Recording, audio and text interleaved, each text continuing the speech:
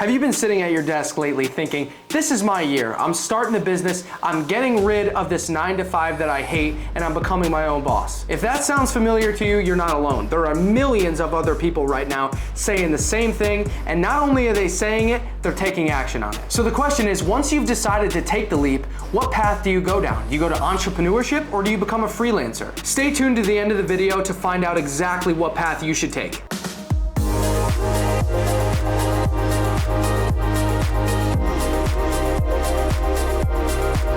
Now, oftentimes, many people think that they want to be entrepreneurs, but really they should be freelancers. And many freelancers think they want to freelance, but they really should be entrepreneurs. And that's the reason I'm making this video. This video is going to clear up all the confusion that's going on right now and give you a clear path as to what you should do. Before we dive into this video, make sure you hit the subscribe button, join the Next Gen Nation to never miss a piece of content. All right, so what do we got on the tip board today? Let's take a look. On the tip board today, we got the personality types suited for the best career paths. We got the unique traits of freelancers and entrepreneurs.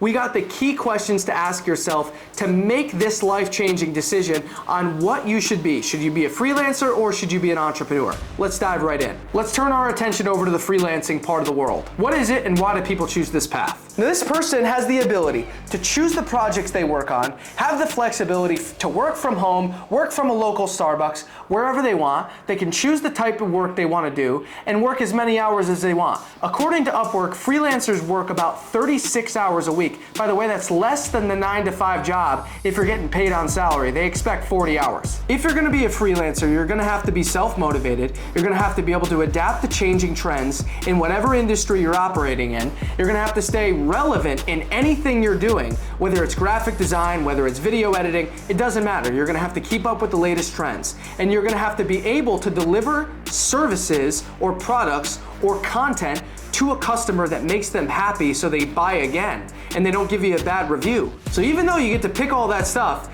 it has the downsides. There's more responsibility to it. Now let's take a look at the top 5 most popular reasons why people choose to be a freelancer.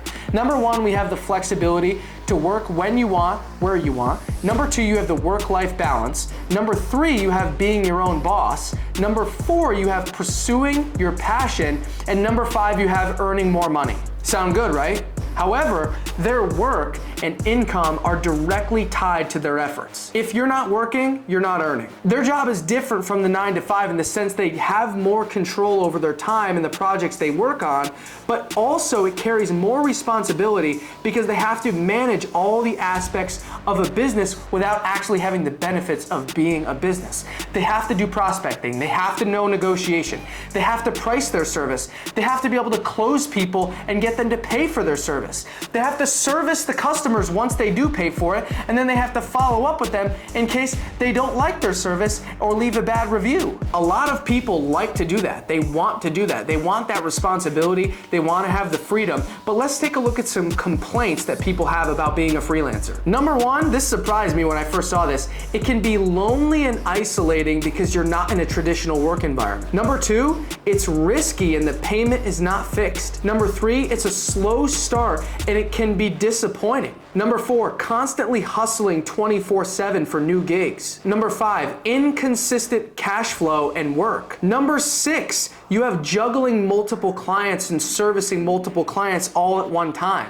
Stressful. Now, typically freelancers are a one-person business and they service customers and multiple clients at the same time, and they're often short-term or just project-based. Now, after extensively looking at freelancing, getting a great picture, let's take a look at the other side of the coin, entrepreneurship. Now, entrepreneurs build businesses. They aren't the business, they build businesses. Here's how they start. They identify a gap in a market, they come up with a cool idea that fills the gap, and then they build a product or service, they assemble it, build the team, lead the team to deliver the service to customers. Now, entrepreneurs are visionaries. Their entire day is spent strategizing on how they can get their team to further buy into their vision and achieve the ultimate goal of the company. Their job is to make a small amount of high-quality decisions on a daily basis. They often have to take on an enormous amount of risk to achieve this and bring their vision to life, like investing their entire life savings or going into enormous debt to bring their vision to life. Sounds pretty scary, right?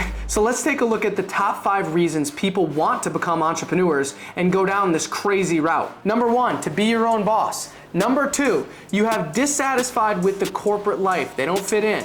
Number 3, you have the pursuit of passion. Number 4, they were inspired. They had the spark, the lightning bolt of inspiration hit them. Number 5, they want to make a difference in the world, and I have an honorable mention for you. Number 6 is they want to make more money. They don't want a limited earning potential. They want unlimited earning potential. Now, unlike a conventional 9-to-5 or even freelancing, the entrepreneur's efforts do not determine success. The performance of their team and the acceptance of their product or service by the marketplace is what determines success. Now, the potential rewards of the venture are high, but so are the risks. Now, entrepreneurs are known for working long hours. In fact, they work an average of 52 hours a week. And just to give you a perspective, that's 63% longer than the average worker. Now, entrepreneurs strive to create products and services that they can scale. They hire teams and aim for growth over long periods of time. Now, if you're wondering what the draw is to entrepreneurship, it's the ability to scale a business and one day step out of the business so they don't have to work anymore. Whether that's through an exit or they build a business so it runs without them. To give you a sense of how many people are actually crazy enough to do this, I'm gonna put it in perspective for you. There are over 25 million Americans currently running their own businesses. Globally, we have 582 million people crazy enough to pursue entrepreneurship. And by the way, in the US, it's 16% of the adult workforce are entrepreneurs. Also, the Global Entrepreneurship Monitor reports that 27% of the US population is involved in the early stage of entrepreneurship activities. So we looked at entrepreneurship, we looked at freelancing. Now, what are the differences? What are the similarities? Entrepreneurs don't do the dirty work.